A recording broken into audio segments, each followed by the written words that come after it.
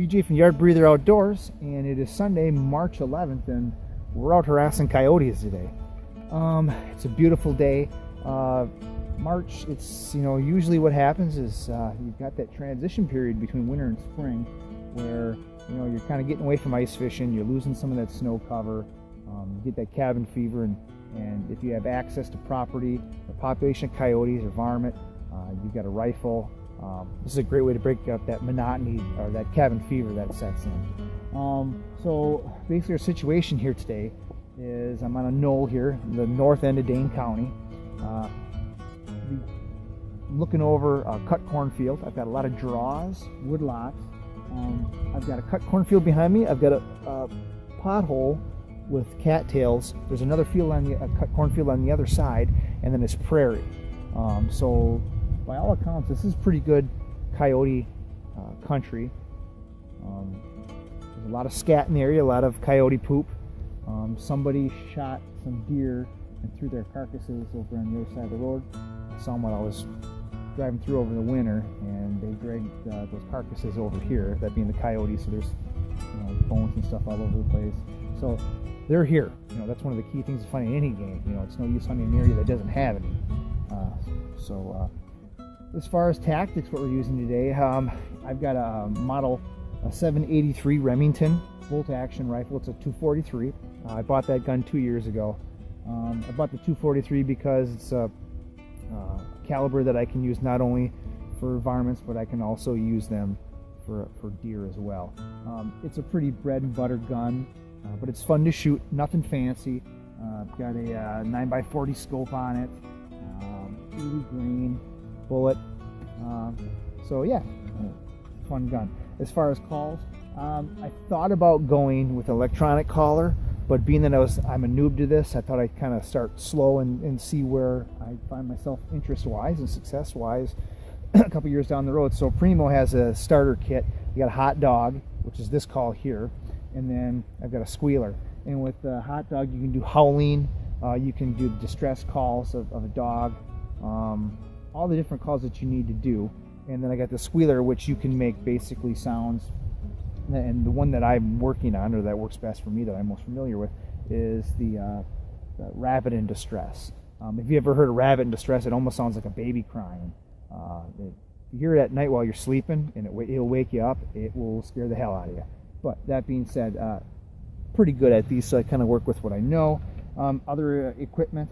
Get yourself a good set of binoculars. I've got a $44 pair of Bushnells here. Yeah, you can get a lot better, more expensive products out there, but these work fine for me. They're 10x42s. Again, I'm not. I don't have a lot of money to spend. I'm a working man, so I go with what works best for me, and I've never had a problem with these Bushnells. Got the wind in my face, and also I've got the sun over my left shoulder.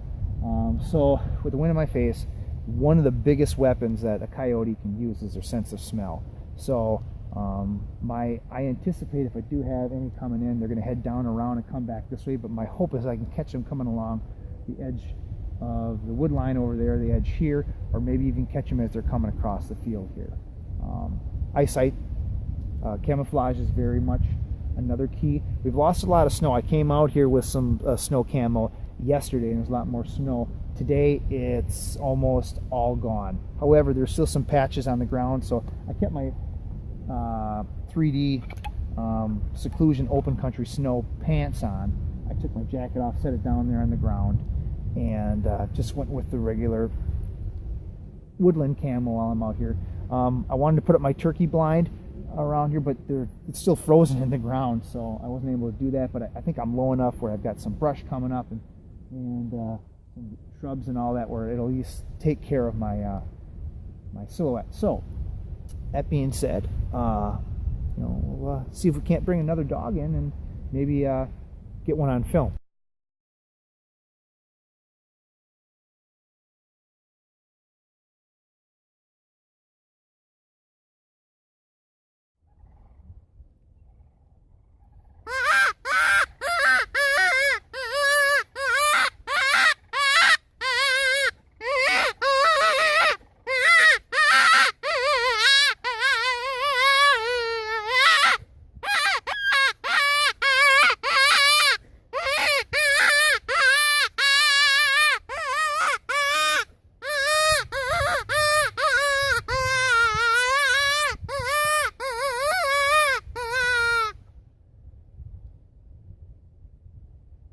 Everything I like about this spot is we're kind of up here a little bit and can really cover a lot of area with the sound.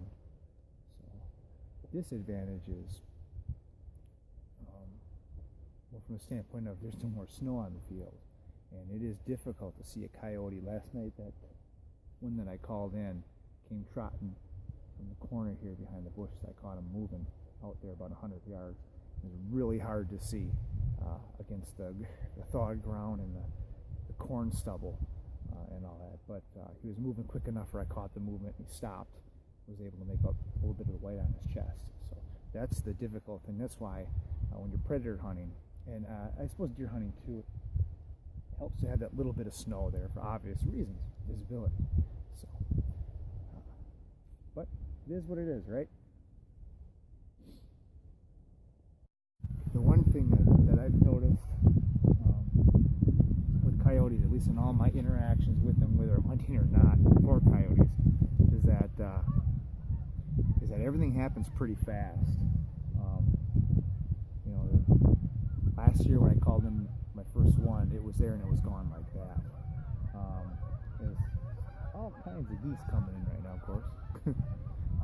The other thing too is that this past deer season I had one come running in, and before I could get my gun up, obviously saw me the blaze orange. That dog was gone. I mean, like that. Seen him out turkey hunting quite a bit too, and I had noticed great blue heron flew up and all of a sudden caught his ears coming across the top of the cattails.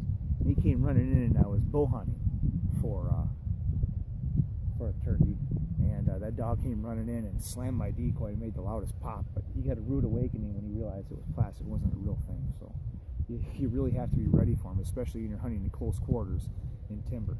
You know, having a field like this and a good line of vision, it's a little bit of an equalizer, but you got to pay attention. You got to be ready for them.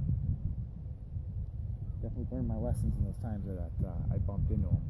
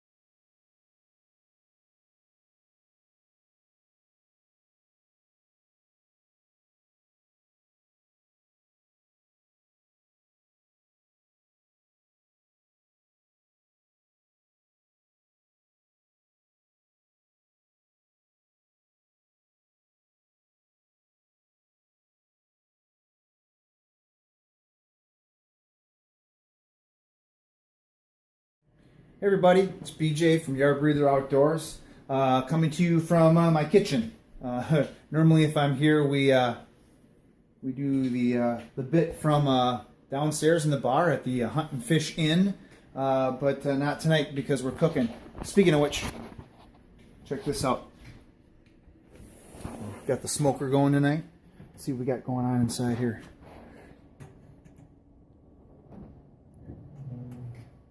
Oof. We got some mallard up top, smoking. That's going to be for the meals this weekend. Tonight's meal is smoked brown trout from Devil's Lake here in Wisconsin. So, good stuff, good stuff. Anyhow, just to recap tonight's hunt, we struck out. We didn't do as well as we had hoped, but that's okay. I was a little concerned that the coyotes might be spooked for me being there last night and calling and shooting, but, well, it is what it is. Always good to be out of the house and get some fresh air, especially this time of year.